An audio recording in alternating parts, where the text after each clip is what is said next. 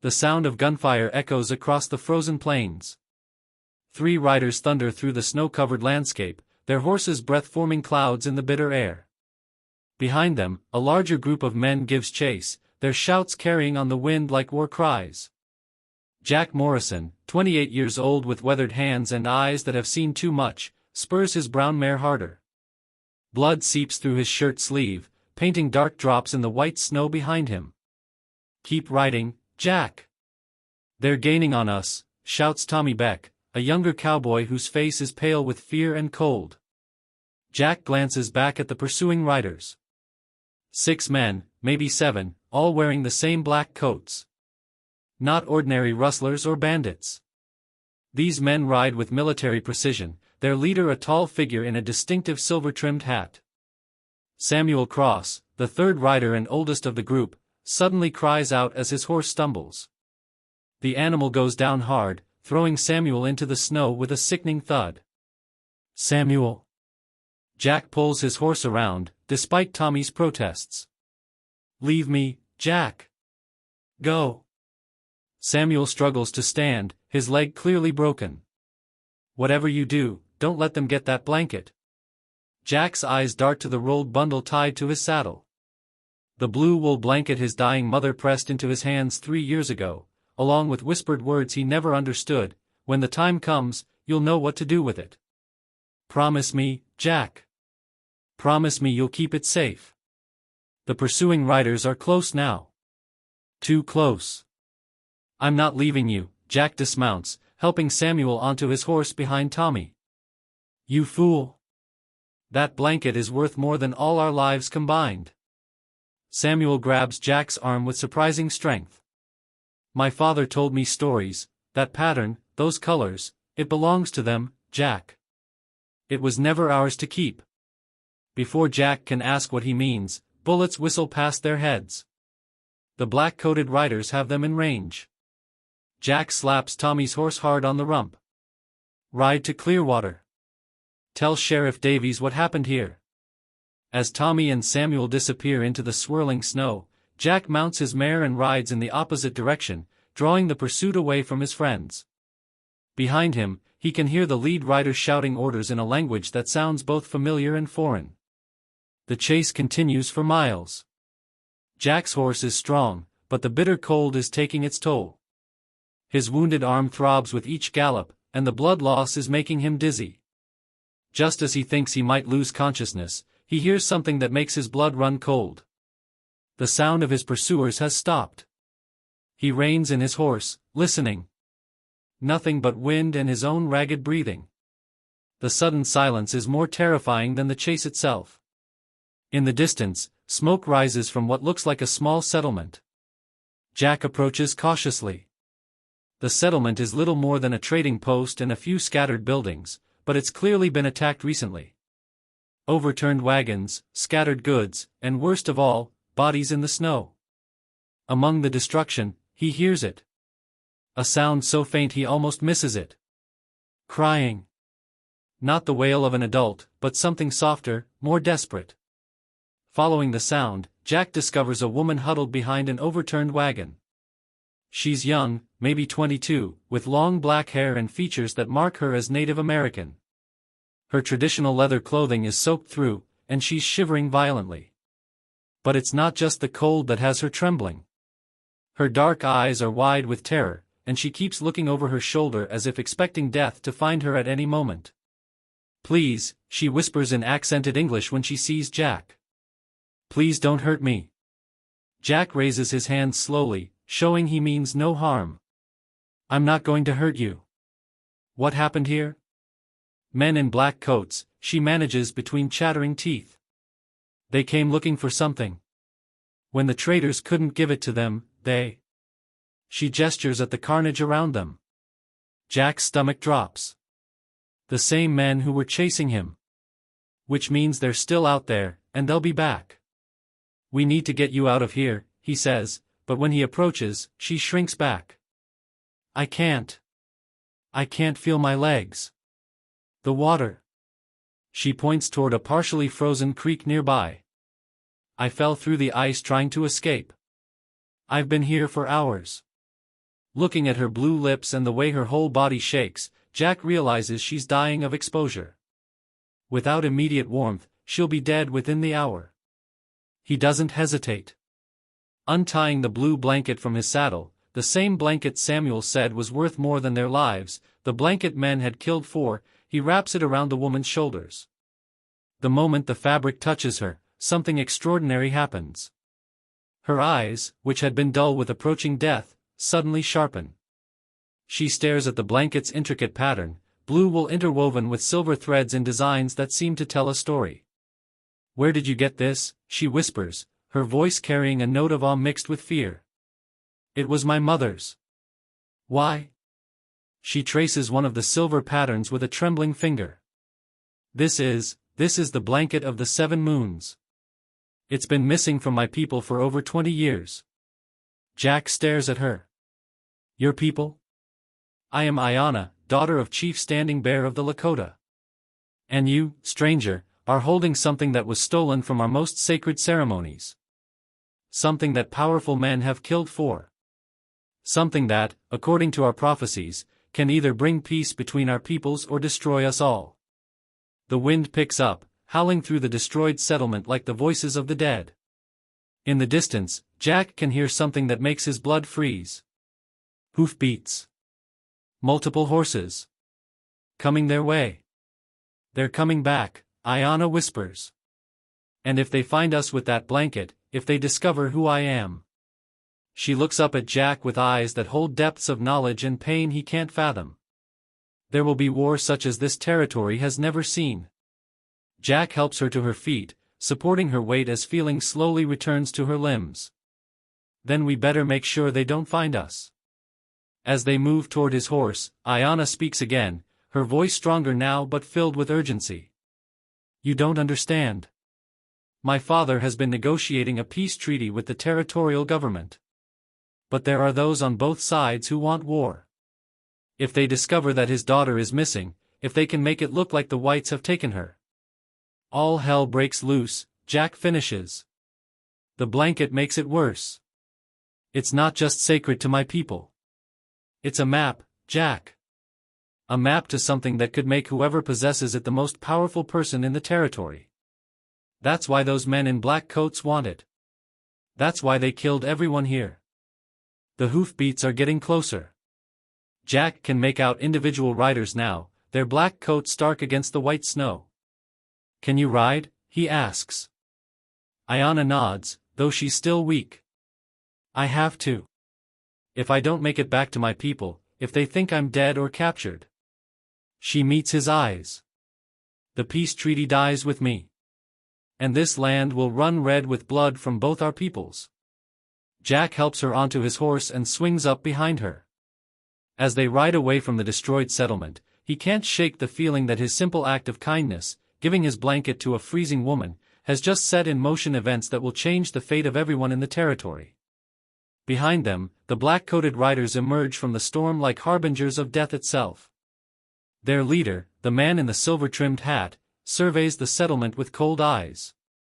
When he sees the tracks leading away, he smiles a smile that promises violence. "Sir, should we follow?" asks one of his men. The leader looks up at the darkening sky, then at the fresh tracks in the snow. "Oh yes. We follow. That blanket has been lost for 20 years, and I'll be damned if some cowboy and a savage are going to keep it from its rightful owner." He doesn't mention what he knows about the woman. What his sources in the territorial government have told him about Chief Standing Bear's missing daughter. How her disappearance could be the excuse he needs to break the peace treaty and claim the lands his employers so desperately want. As Jack and Ayana disappear into the storm, neither of them knows that their survival depends not just on reaching safety, but on uncovering the truth behind the blanket's origin. A truth that involves corruption in the highest levels of territorial government, a conspiracy that spans decades, and a secret that could either save both their peoples or destroy them utterly. The storm intensifies, and in the swirling snow, it becomes impossible to tell hunter from hunted, savior from destroyer.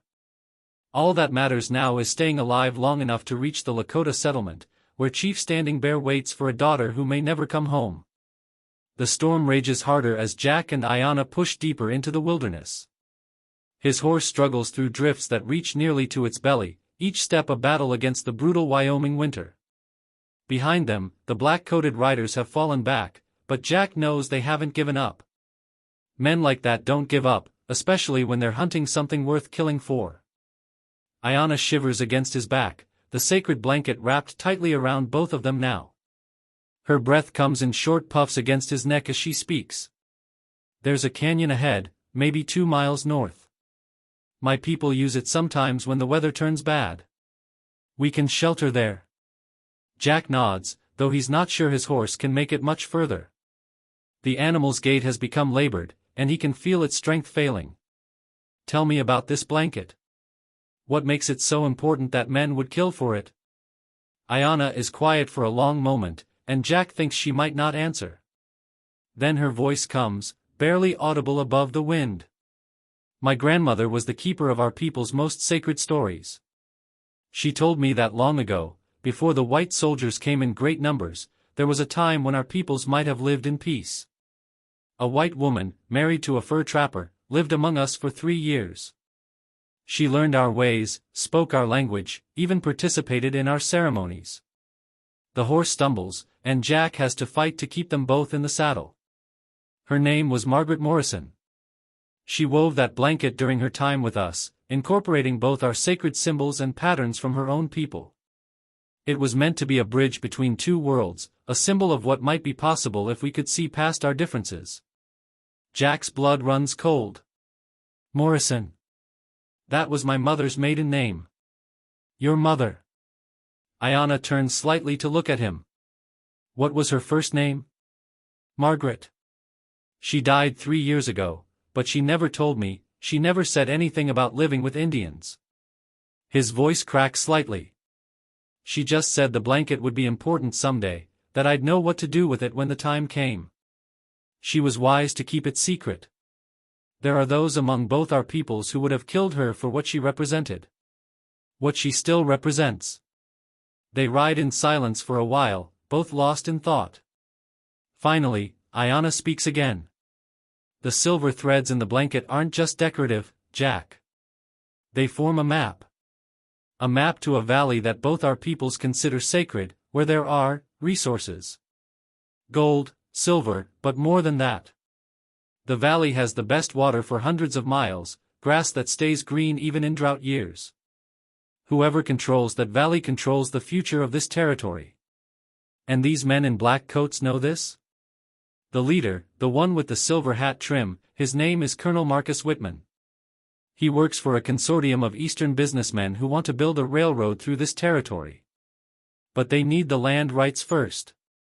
The peace treaty my father is negotiating would put that valley under joint protection, shared between our peoples. Whitman can't allow that to happen. Jack begins to understand the scope of what they're facing. So he needs the treaty to fail. More than that. He needs war. With war comes military occupation, emergency powers, and the right to claim any land deemed necessary for territorial security. That valley would be his for the taking. The canyon Ayana mentioned finally comes into view, a dark slash in the white landscape.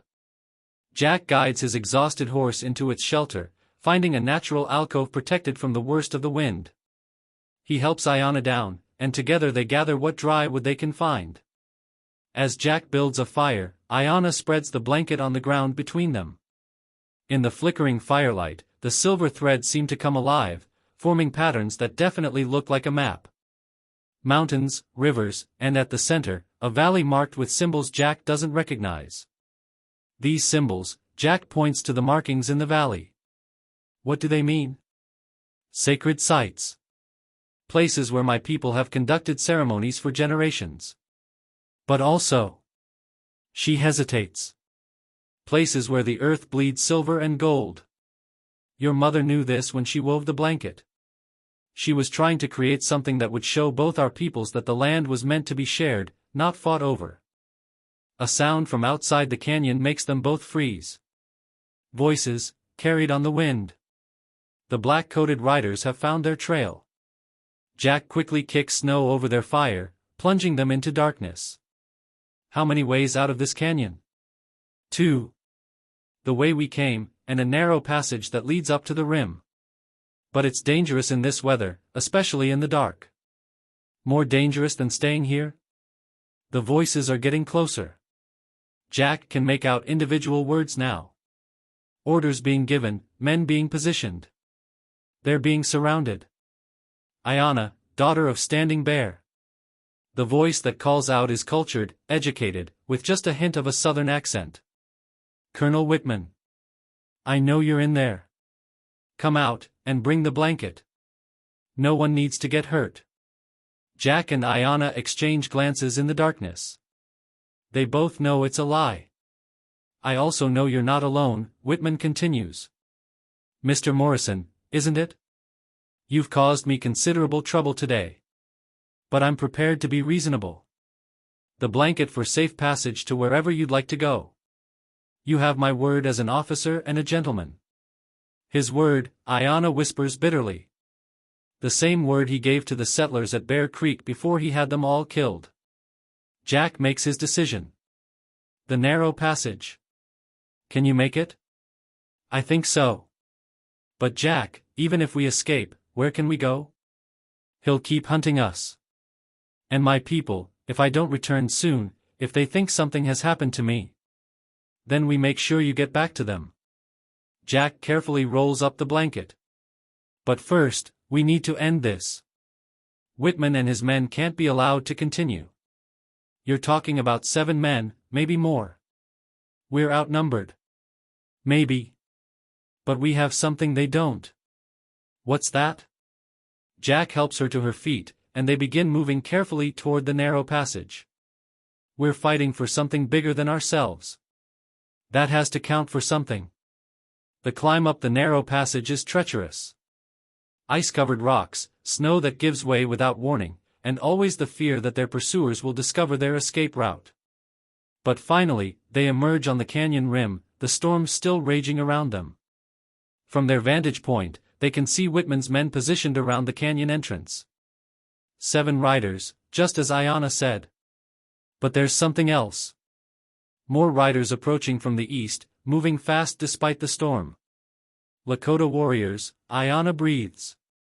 My father sent search parties when I didn't return. Jack counts the approaching riders. At least a dozen, maybe more. If fighting breaks out between them and Whitman's men, it could be the incident that sparks the very war Whitman wants. We have to get down there, Jack says. If your people find Whitman's men, if shooting starts. The treaty dies, and war becomes inevitable, Ayana finishes. They begin the dangerous descent back into the canyon, but from a different angle that will put them behind Whitman's position. As they climb down, Jack formulates a desperate plan. When we get close enough, I want you to call out to your people. In your own language. Tell them to stop, to listen. And then? Then I'm going to do something incredibly stupid. They reach the canyon floor just as the Lakota war party arrives at the canyon entrance. The two groups face each other across 50 yards of snow-covered ground, weapons drawn, tension thick enough to cut. Jack steps out into the open, his hands raised, the blanket clearly visible. Colonel Whitman, he calls out. I have what you want. Whitman spurs his horse forward, his men flanking him. Indeed you do, Mr. Morrison. I was beginning to think you were going to be unreasonable. Oh, I'm being very reasonable. I'm offering you a trade. I'm listening. Jack unfurls the blanket slightly, letting the firelight from the Lakota torches illuminate the silver threads. This blanket for the truth. Tell everyone here, Lakota and white alike, why you really want it. Tell them about the valley, about the railroad, about your plans to start a war. Whitman's laugh is cold. You're hardly in a position to make demands, son. Actually, I think I am. Jack looks toward the Lakota warriors, then back at Whitman. You see, Colonel, you've made one critical error. You assumed that keeping this blanket secret was in your best interest. But what if the opposite is true? What if the real power of this blanket isn't in possessing it, but in sharing what it represents? Before Whitman can respond, Jack raises his voice so that everyone present can hear him. This blanket was made by my mother, Margaret Morrison, during the 3 years she lived peacefully among the Lakota people. It contains a map to a valley that both peoples consider sacred, a place that could provide prosperity for everyone if shared, or become the source of endless war if fought over. He takes a step forward, still holding the blanket high. Colonel Whitman here represents interests that profit from conflict, not peace. He needs war to claim the lands his employers want. But this blanket, this symbol of cooperation between our peoples, represents something he can't control and can't profit from. Hope. The canyon falls silent except for the wind. Jack can see the uncertainty in some of Whitman's men, the recognition in the eyes of the Lakota warriors that what he's saying rings true. "You're making a mistake, Morrison," Whitman says quietly, his hand moving toward his pistol. "Maybe. But it's my mistake to make." Jack does something that shocks everyone present. He walks to the exact center of the space between the two groups and spreads the blanket on the snow. In the torchlight, the map becomes clearly visible to all. "There it is," he says. "The Sacred Valley. Big enough for everyone, rich enough to make this whole territory prosperous. The question is, are we going to fight over it like children, or are we going to be smart enough to share it like adults?" One of the Lakota warriors dismounts and approaches. He's older, with gray streaking his black hair and the bearing of a chief. Chief Standing Bear, Ayana's father. "You are the one who helped my daughter?" Jack nods. "She was freezing by the river. I gave her my blanket. I didn't know who she was." Standing Bear kneels beside the blanket, studying the map. "This valley, we call it the place where waters meet. It has been sacred to our people for many generations. And it can remain so," Jack says. "Sacred to your people, home to mine. The blanket shows it's possible." "Enough." Whitman's voice cuts through the moment like a blade. His pistol is drawn now, pointed at Jack. "You've destroyed months of careful planning with your naive idealism. Did you really think a pretty speech and an old blanket would change anything?" "Actually," comes a new voice from the canyon entrance, "I think it already has." Everyone turns to see a man in a marshal's badge riding into the canyon, followed by more riders. Jack recognizes him as Marshal Thomas Hayes, the territorial marshal he'd heard was investigating the attacks on settlements.